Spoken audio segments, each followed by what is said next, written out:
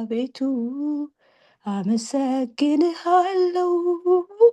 አቤቱ አመሰግንሃለሁ አቤቱ እኔ አመሰግንሃለሁ።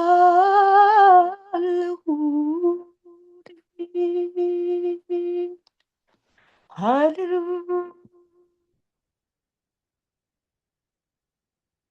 ጨርሻለሁ። ተባረኩ። አሜን። አፄ እግዚአብሔር አምላክ ይባርክሽ፣ ዘመንሽ ይባረክ፣ ጸጋ ይብዛልሽ። አሁንም እግዚአብሔር በመንፈሱ እንደዚህ በአምልኮ ያግኝሽ፣ በቃ በህልውናው ያግኝሽ። ከዛ እንደዚህ ደግሞ ለእኛም ትተርፊያለሽ፣ እንደዚህ ለትውልድ ትተርፊያለሽ እና እግዚአብሔር አምላክ ይባርክሽ። ተባረኪ። ክብር ለጌታ ይሁን።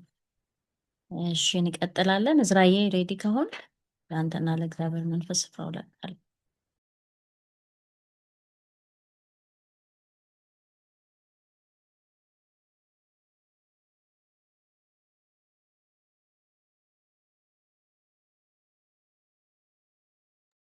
አሁን አንሚዩት ማድረግ ትችላለህ። ተባረክ። ሚዩት ነው እዝራዬ። ኦኬ፣ በጌታ በኢየሱስ ስም ጀምራለሁ። አመሰግናለሁ ሜሪ። ሰላም ወገኖች፣ በጌታችን በኢየሱስ ስም ሰላም እላችኋለሁ። ክብር ለአምላካችን ይሁን። ከኔ ጋር ላድርገው ወይስ ከእንጂ ጋር ነው? ኦኬ፣ እግዚአብሔር ይመስገን፣ እግዚአብሔር ይመስገን። የእምነት አቋም ዛሬ የምንጀምረው ስለ ዘላለም ህይወት ነው። ስድስተኛ ሳምንታችን ነው። ክብር ለአምላካችን ይሁን። የአለፈውን ሳምንት በትንሹ ለማስታወስ እንሞክርና ከዛ በኋላ በመቀጠል እስካሁን ያጠናነውን የእምነት አቋም ካቀረብኩኝ በኋላ ጸሎት አድርገን የዛሬውን ትምህርታችንን እንጀምራለን። ባለፈው ሳምንት ክብር ለእግዚአብሔር ይሁን ስለ ትንሣኤ የእግዚአብሔር ቃል የሚለውን ተመልክተናል። ትንሣኤ ለሰው ሁሉ ነው። ትንሣኤ ሁለት አይነት ትንሣኤ እንዳለ ተመልክተናል። የህይወት ትንሣኤና የፍርድ ትንሣኤ እና በትንሣኤ ጊዜ ጌታችን የሚመጣው በቅድሚያ በአየር ላይ የሚገለጠው ለቤተ ክርስቲያን ነው፣ ለኛ ነው የሚመጣው። እኛ ትንሣኤ ካገኘን በኋላ የትንሣኤ አካል ከለብሰን ቀድመውን የነበሩት አንቀላፍተው የነበሩት እነሱ ትንሣኤ አግኝተው በህይወት ደግሞ በዛ ጊዜ ያሉት ትንሣኤ ካገኙ በኋላ ሁለቱም አንድ ላይ ወደ አየር እንደሚነጠቁና ጌታችን ወዳለበት ክልል ወደ ሰማይ ሄደው ከጌታ ጋር እንደሚሆኑ ተመልክተናል። እና ትንሣኤ በጣም የሚገርም ጊዜ ነው የነበረን እና ዛሬ ደግሞ እግዚአብሔር ስለ ዘላለም ህይወት በቃል ውስጥ የገለጠውን የምንመለከትበት ቀን ነው። እግዚአብሔር ይመስገን። በመጀመሪያ እስካሁን ያጠናነውን የእምነት አቋም እኔ እላለሁኝ፣ እናንተም ደግሞ እኔን እየተከተላችሁ ማለት ትችላላችሁ። እኔ ሰማይና ምድርን በፈጠረ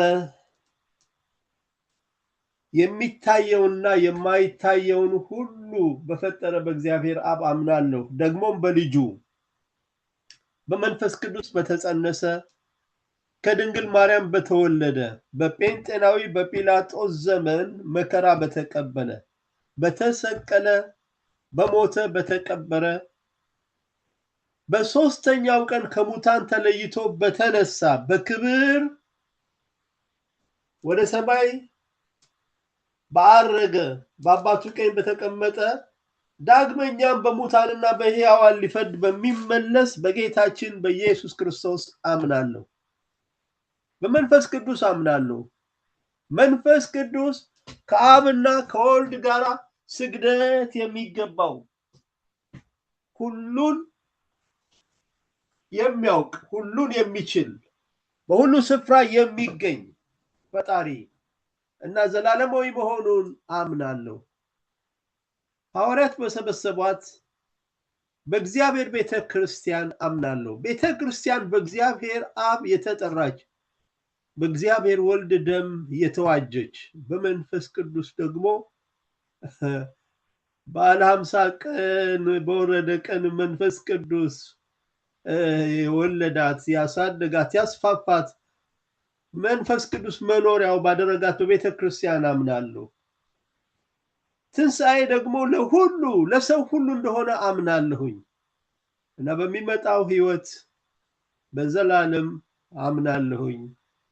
አሁን ወገኖች እንጸልይ። ክብር ለአምላካችን ይሁን። እግዚአብሔር ታላቅ ነው። እውነተኛ አምላክ ብቻ ይሆንክ አንተ የላከውንም ኢየሱስ ክርስቶስን ያውቁ ዘንድ ይህች የዘላለም ህይወት ናት ተብሎ ተጽፏል። የዘላለም ህይወት ያዘጋጀህልን በሞትህና በትንሣኤ ያዘጋጀህልን ጌታ ኢየሱስ በዚህ ሰዓት እናመሰግናለን። ትንሣኤ የላከኝን ማወቅና እኔን ማወቅ ነው ብለሃል ጌታ ኢየሱስ። ይሄ የዘላለም ህይወት ጌታ ሆይ አንተንና ጌታ ሆይ አብን ማወቅን ይጠይቃልና አሁን በመንፈስ ቅዱስ አማካኝነት ቃልህን እንድትገልጥልንና ስለዛ ዘላለም ህይወት እኔንም ወገኖቼንም እንድታስተምረን እለምንሃለሁ። ክብርና ምስጋና ለአንተ ይሁን በጌታችን በመድኃኒታችን በኢየሱስ ስም አሜን። እግዚአብሔር ይመስገን። ክብር ለአምላካችን ይሁን። የዘላለም ህይወት ዳግም በምንወለድበት ዕለት ኢየሱስ የሚሰጠን ስጦታ ነው። ሰው ጌታን ሲቀበል የዘላለም ህይወት ወደ ልቡ ሰርጾ ይገባል። ዳግም ይወለዳል፣ አዲስ ፍጥረት ይሆናል። የሚገርም ነው። የመንፈስ ቅዱስ ስራ በዚህ ውስጥ ሁሉ አለበት። ሰው ጌታን ሲቀበል ያን ጊዜ ነው የዘላለም ህይወት የሚያገኘው። እግዚአብሔር ይመስገን።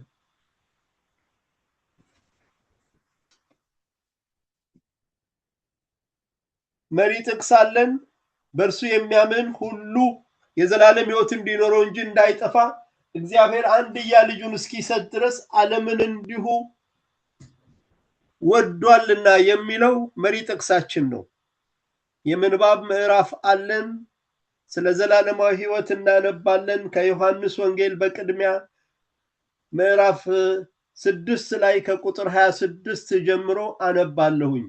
ጌታችን ነው የሚናገረው። ለሚጠፋ መብል አትስሩ፣ ነገር ግን እንደ ዘላለም ህይወት ለሚኖር መብል የሰው ልጅም ለሚሰጣችሁ ስሩ፣ እርሱን እግዚአብሔር አብ አትሞታልና።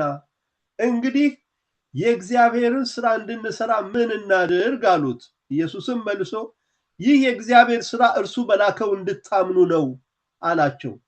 እንግዲህ እንኪያ አይተን እንድናምንህ አንተ ምን ምልክት ታደርጋለህ? ምንስ ትሰራለህ? ይበሉ ዘንድ ከሰማይ እንጀራ ሰጣቸው ተብሎ እንደተጻፈ አባቶቻችን በምድረ በዳ መና በሉ አሉት። ኢየሱስም እውነት እውነት እላችኋለሁ እውነተኛ እንጀራ ከሰማይ የሚሰጣችሁ አባቴ ነው እንጂ ከሰማይ እንጀራ የሰጣችሁ ሙሴ አይደለም። የእግዚአብሔር እንጀራ ከሰማይ የሚወርድ ለዓለምም ህይወትን የሚሰጥ ነውና አላቸው። ስለዚህ ጌታ ሆይ ይህን እንጀራ ዘወትር ስጠን አሉት። ኢየሱስም እንዲህ አላቸው፣ የህይወት እንጀራ እኔ ነኝ። ወደ እኔ የሚመጣ ከቶ አይራብም፣ በእኔ የሚያምንም ሁልጊዜ ከቶ አይጠማም። ነገር ግን አይታችሁኝ እንዳላመናችሁ አልፏችሁ። አብ የሚሰጠኝ ሁሉ ወደ እኔ ይመጣል፣ ወደ እኔም የሚመጣውን ከቶ ወደ ውጭ አላወጣውም። ፈቃዴን ለማድረግ አይደለም እንጂ የላከኝን ፈቃድ ለማድረግ ከሰማይ ወርጃለሁና።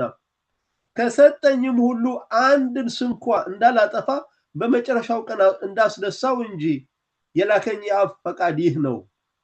ልጅንም አይቶ በእርሱ የሚያምን ሁሉ የዘላለም ህይወት እንዲያገኝ የአባቴ ፈቃድ ይህ ነው።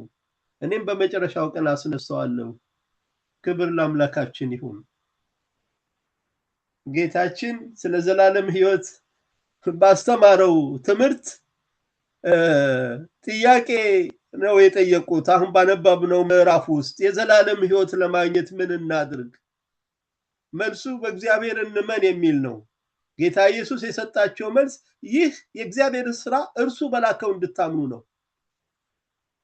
ጌታ ኢየሱስን እግዚአብሔር አብ ልኮታል፣ እነሱ ግን አልገባቸውም። ስለዚህ እኔ ነኝ እግዚአብሔር አብ የላከኝ የእርሱ ልጅ እኔ ነኝ፣ በእኔ እንድታምኑ ነው እያለ በቀጣይ የነገራቸው አልገባቸውም። እንደውም ለሚጠፋ መብል አትስሩ፣ ነገር ግን ለዘላለም ሕይወት ለሚኖር መብል የሰው ልጅ ለሚሰጣችሁ ስሩ፣ እርሱን እግዚአብሔር አብ አትሞታልና።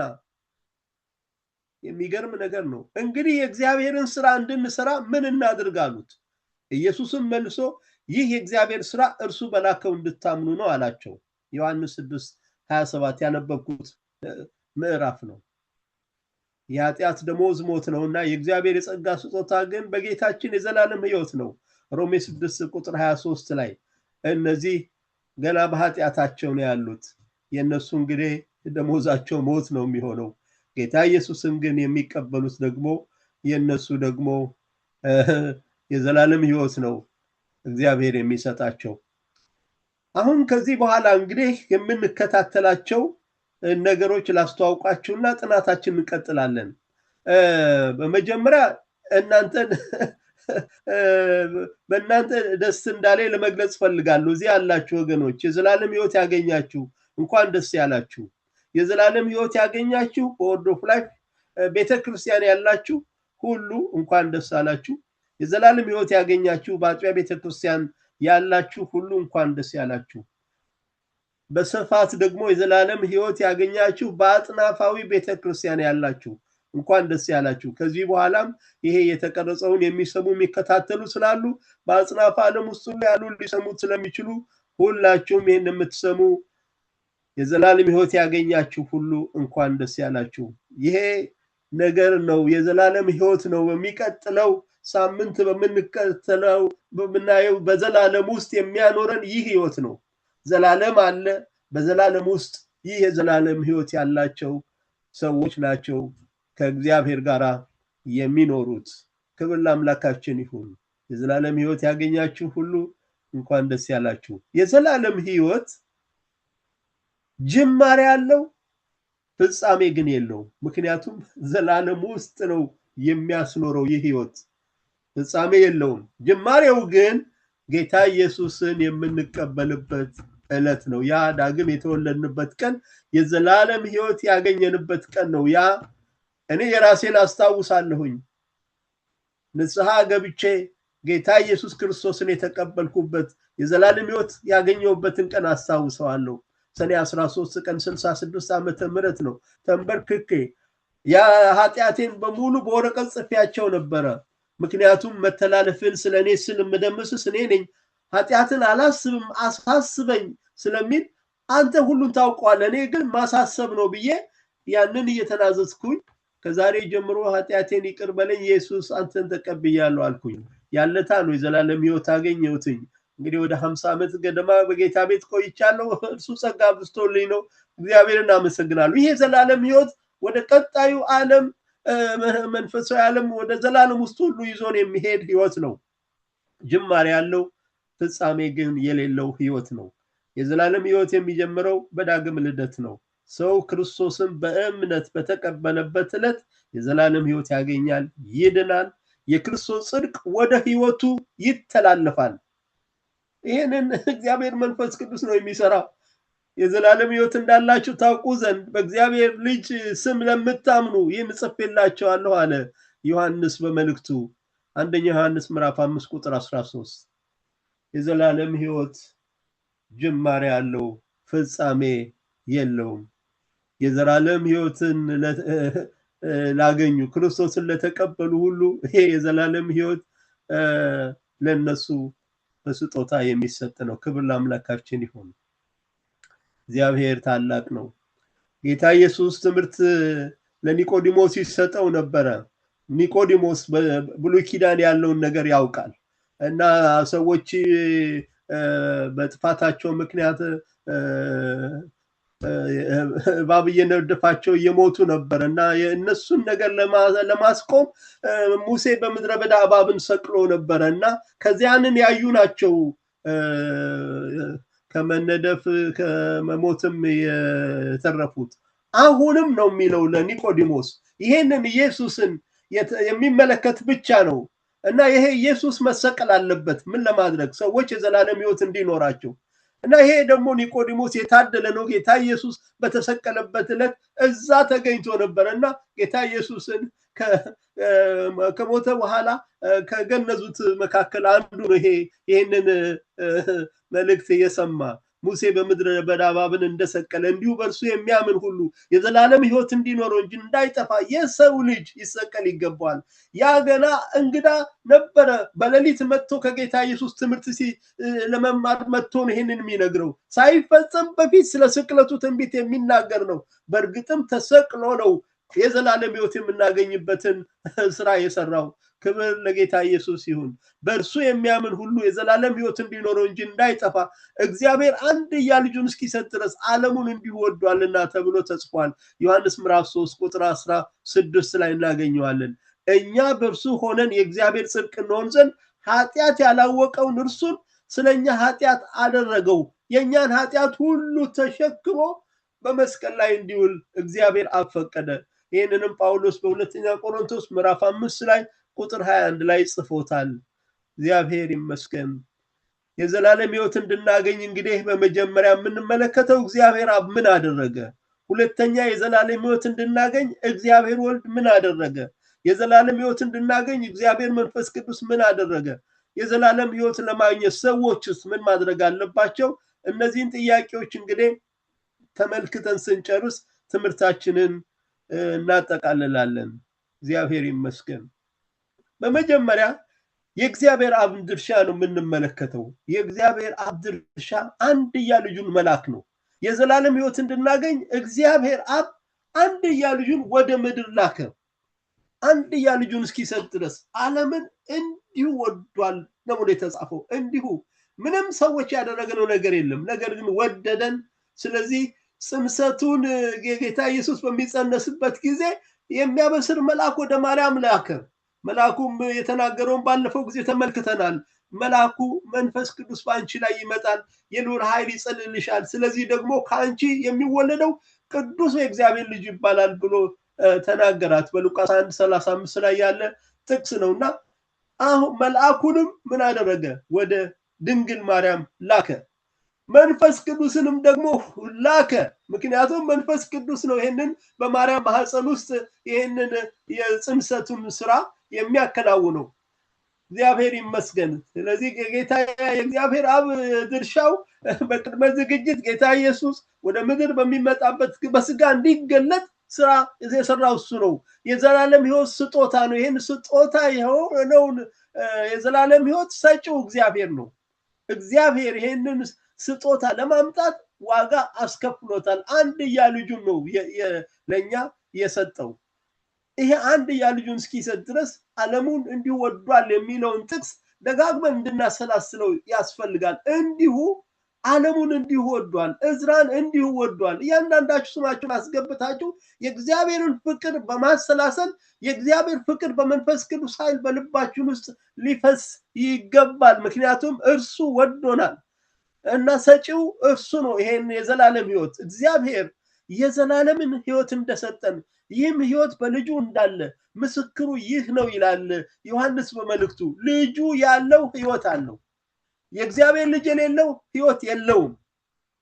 አሁን ወደዚህ ውሳኔ ላይ እንመጣለን። ስንመጨረሻ ላይ አዎ ልጁ አለኝ ኢየሱስ አለኝ ወደምንልበት ስንመጣ የዘላለም ሕይወት እንዳለን እርግጠኛ የምንሆንበት ጊዜ ላይ ሰዓት ላይ እንመጣለን። የዘላለም ሕይወት እንዳላችሁ ታውቁ ዘንድ በእግዚአብሔር ልጅ ስም ለምታምኑ ይህን ጽፌላችኋለሁ።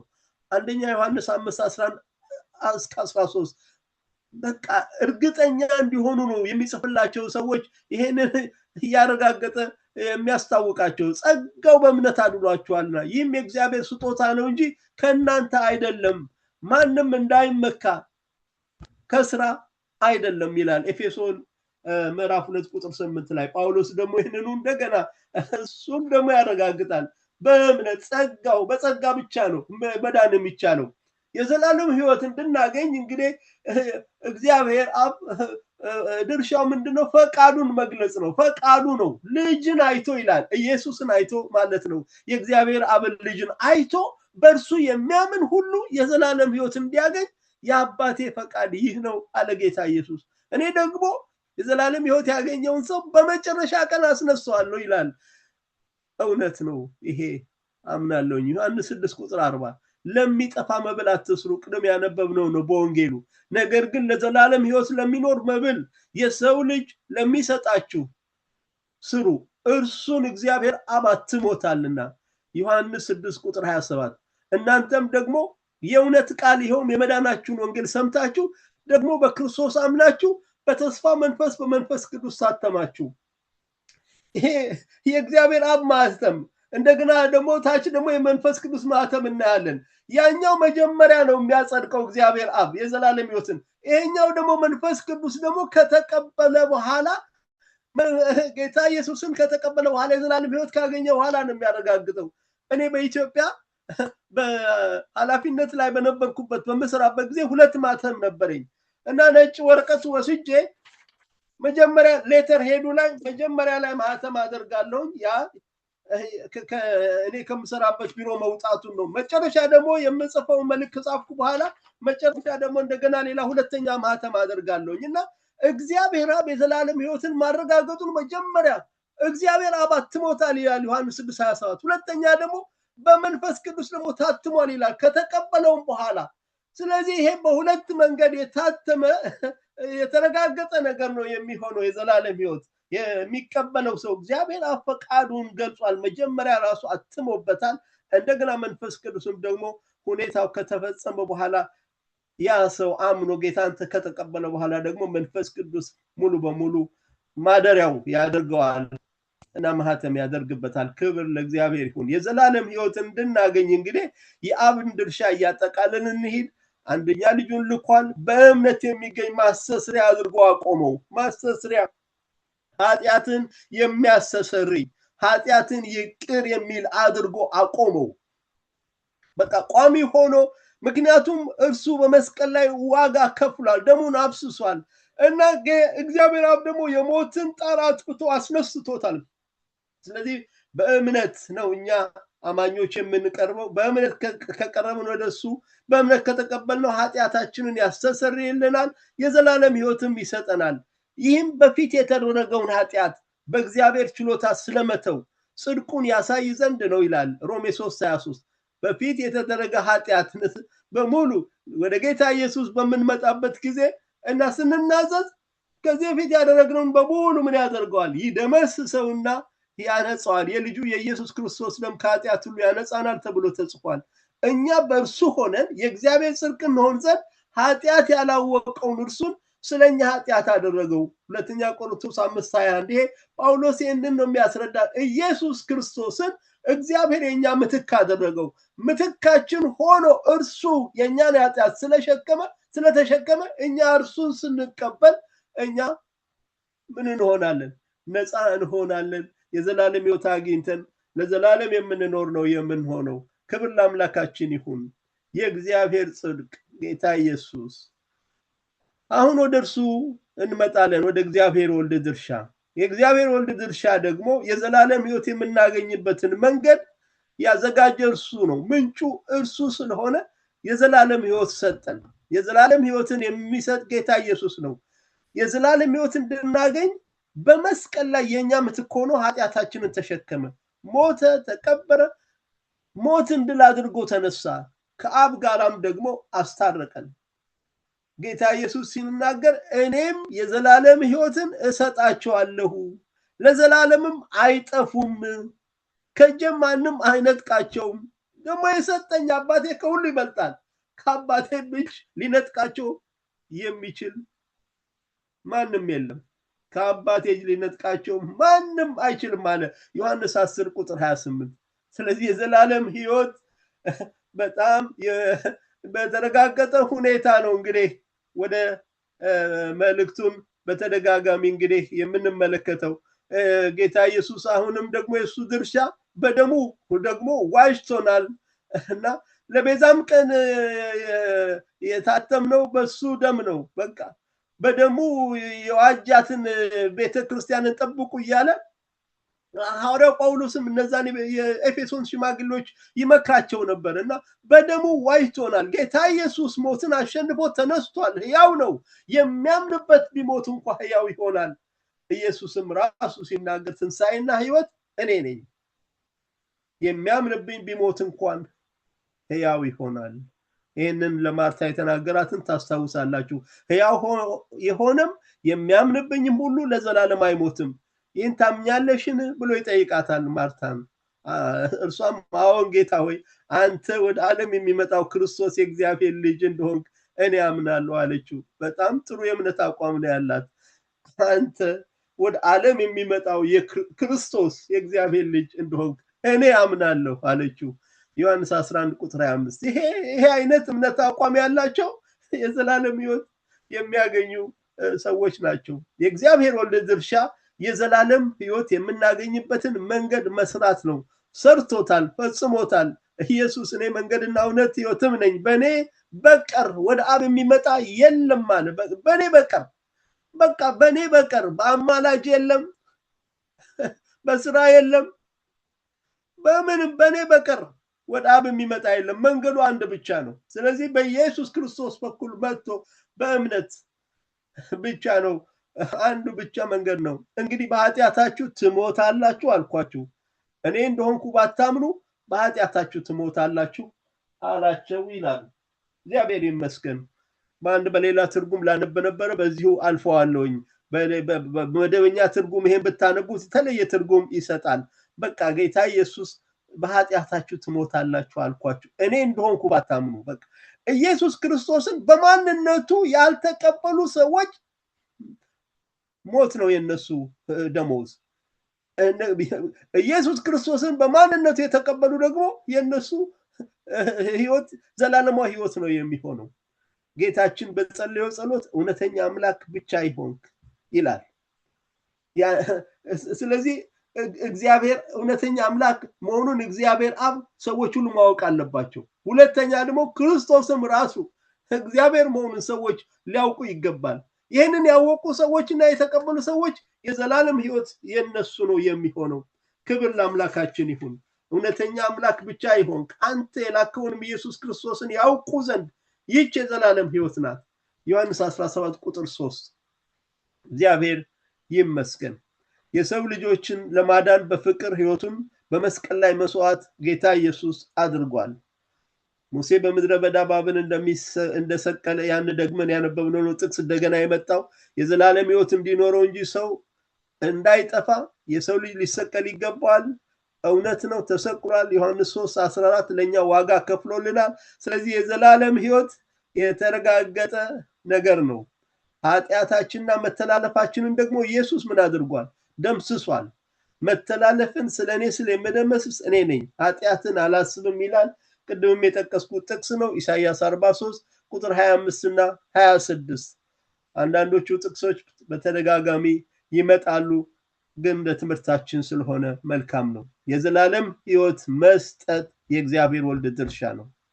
እኔ የዘላለም ሕይወትን እሰጣቸዋለሁ፣ ለዘላለምም አይጠፉም፣ ከእጄም ማንም አይነጥቃቸውም አለ ጌታ ኢየሱስ። ዮሐንስ 10 ቁጥር 28 ላይ ለተቀበሉት ማለትም ላመኑበት የእግዚአብሔር ልጅነት መብት ስልጣን የመስጠት ድርሻ የእግዚአብሔር ወልድ ነው። ለተቀበሉት ሁሉ ግን በስሙ ለሚያምኑት ለነርሱ የእግዚአብሔር ልጆች ይሆኑ ዘንድ ስልጣን ሰጣቸው ተብሎ ተጽፏል።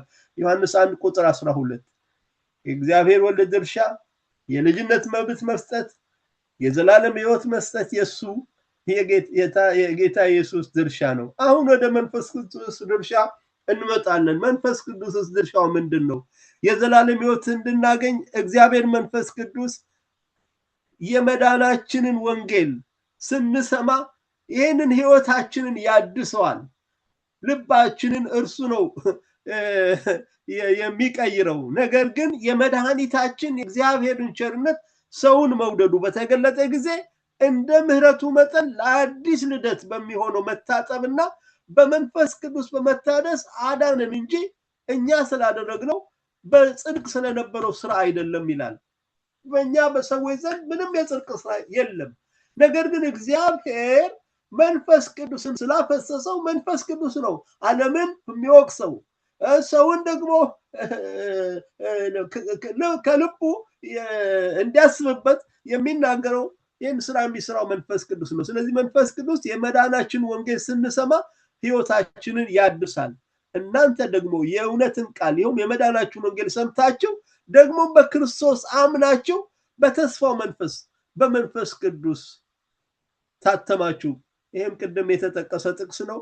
በቃ በክርስቶስ በምናምንበት ጊዜ ነው በዚህ በተስፋው መንፈስ በመንፈስ ቅዱስ የምንታተመውና ያ መንፈስ ቅዱስ በሐዋርያት ሥራ ምዕራፍ 2 ላይ እርሱ ነው ሲወቅሳቸው ወንድሞች ሆይ ምን እናድርግ ብለው እንትን ያሉትና መንፈስ ቅዱስ የሚወቅስ የሰዎችን ህይወት ልባቸው እንዲነሳሳ የሚያደርግ ነው። በዚያ ቀን 3000 ሰዎች እንዴት ወደ ጌታ እንደመጡ እናስታውሳለንና መንፈስ ቅዱስ የሚሰራው ስራ አለ በዚህ በደህንነት ላይ የዘላለም ህይወት እንድናገኝ የመንፈስ ቅዱስ ድርሻ በጸጋው ጸድቀን የዘላለም ህይወት ተስፋ ወራሾች እንድንሆን እግዚአብሔር አብ ያቀደውን መፈጸም ነው። በቃ አስፈጻሚ ነው። በሐዋርያት ዘመንም ፈጸመው አስፈጸመው፣ በነ ጳውሎስ ዘመን ፈጸመው አስፈጸመው፣ በነ ቲቶ ዘመንም ፈጸመው፣ በእኛም ዘመን አሁን በመፈጸም ላይ ነው ያለው። ያን መንፈስም ይላል ሐዋርያው ጳውሎስ በጸጋው ጸድቀን በዘላለም ህይወት ተስፋ ወራሾች እንድንሆን በመድኃኒታችን በኢየሱስ ክርስቶስ በእኛ ላይ አትረፍርፎ አፈሰሰው ይላል ቲቶ ምዕራፍ 3 ቁጥር 2:7 ላይ ያን መንፈስ በእኛ ላይ አፈሰሰው ነው የሚለው። ክብር ለአምላካችን ይሁን። አሁንም መንፈስ ቅዱስ ያስፈልገናል ለቤተ ክርስቲያን። አሁንም የመንፈስ ቅዱስ ምሪት ያስፈልገናል። መንፈስ ቅዱስ የዘላለም ህይወት እንድናገኝ ድርሻ አለው። ጌታ ኢየሱስ የሰጠንን የዘላለም ህይወት ስንቀበል ወደ ልባችን ውስጥ እንዲሰርጽ አድርጎ ከዛ በኋላ ደግሞ ያተመዋል። ክብር ለእግዚአብሔር ይሁን። ያለ መንፈስ ቅዱስና የዘላለም ህይወት ማግኘት አንችልም። ዳግም ልደት የሚከናወነው በመንፈስ ቅዱስ ኃይል ነው። ኢየሱስም መለሰ እንዲህ ሲል እውነት እውነት እልሃለሁ ሰው ከውሃና ከመንፈስ ካልተወለደ በቀር ወደ እግዚአብሔር መንግስት ሊገባ አይችልም። ይሄንንም ለኒቆዲሞስ ነው የተናገረው ዮሐንስ ምዕራፍ 3 ቁጥር 5 ሰው የእግዚአብሔርን ቃል ሰምቶ ይሄ በዚህ በውሃ የተመሰለው የእግዚአብሔር ቃል ነው። መንፈሱ ደግሞ እዚህ ያለ የእግዚአብሔርን ቃል በመስማትና ጌታ ኢየሱስን በመቀበል በመንፈስ ቅዱስም ደግሞ የተመራ ሰው ወደ እግዚአብሔር መንግስት ሊደርስ ይችላል።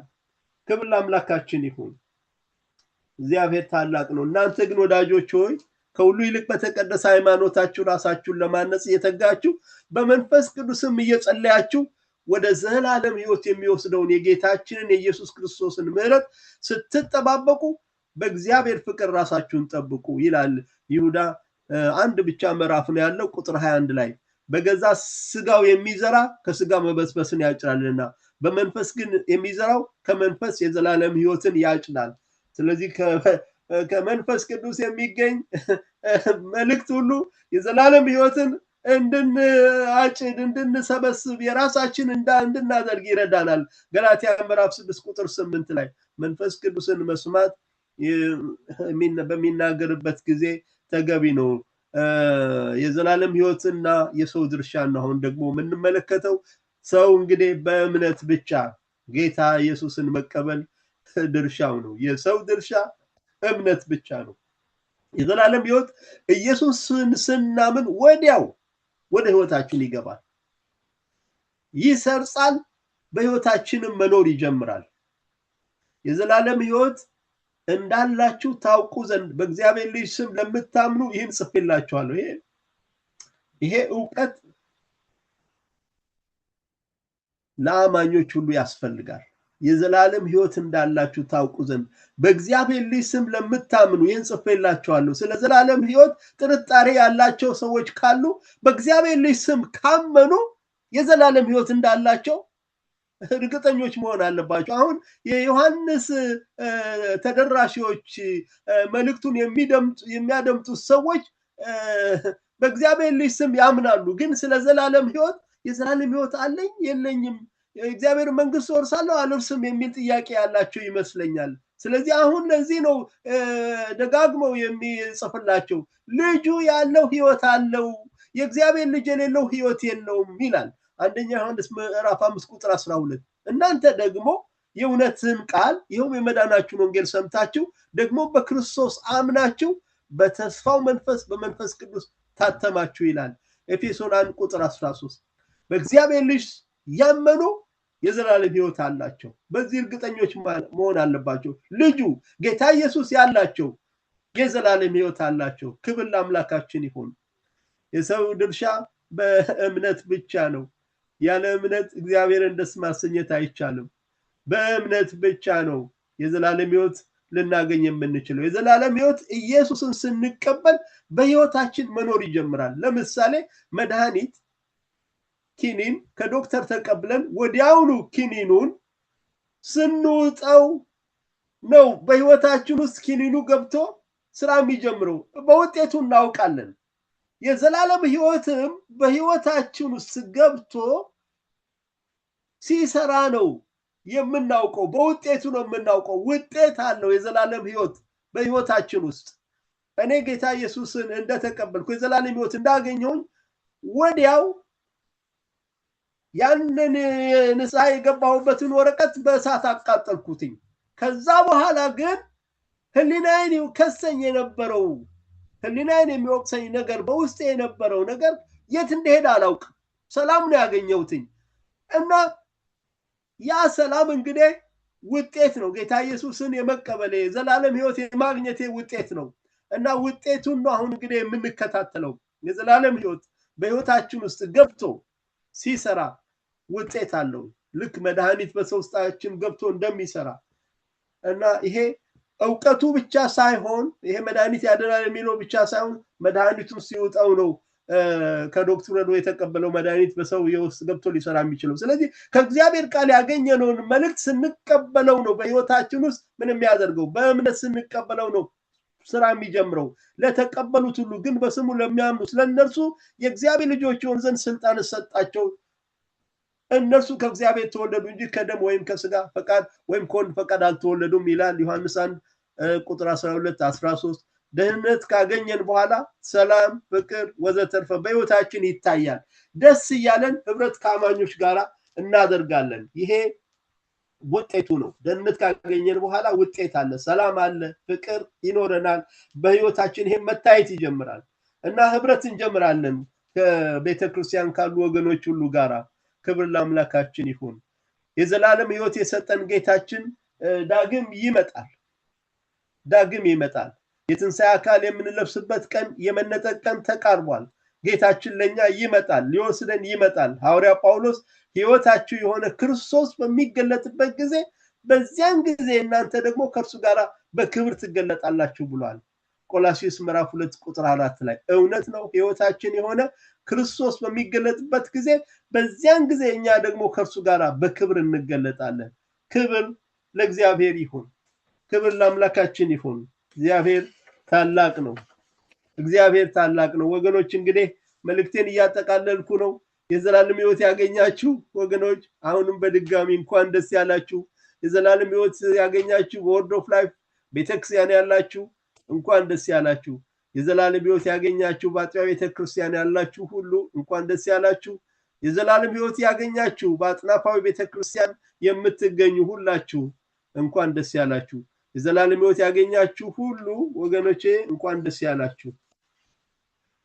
በጸጋ ብቻ የዘላለም ሕይወት ለሰጠን ጌታ ክብርና ምስጋና ይሁን።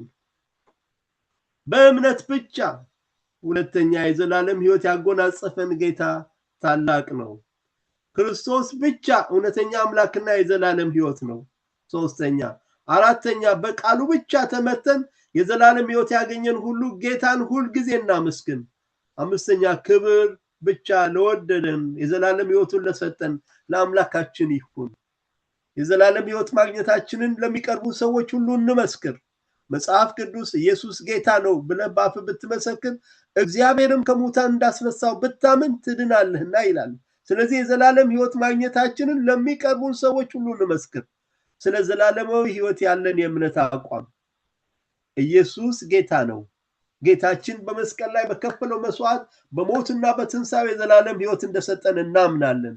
የዘላለም ሕይወት ጌታ ኢየሱስን ለተቀበሉ ብቻ መሆኑን እናምናለን።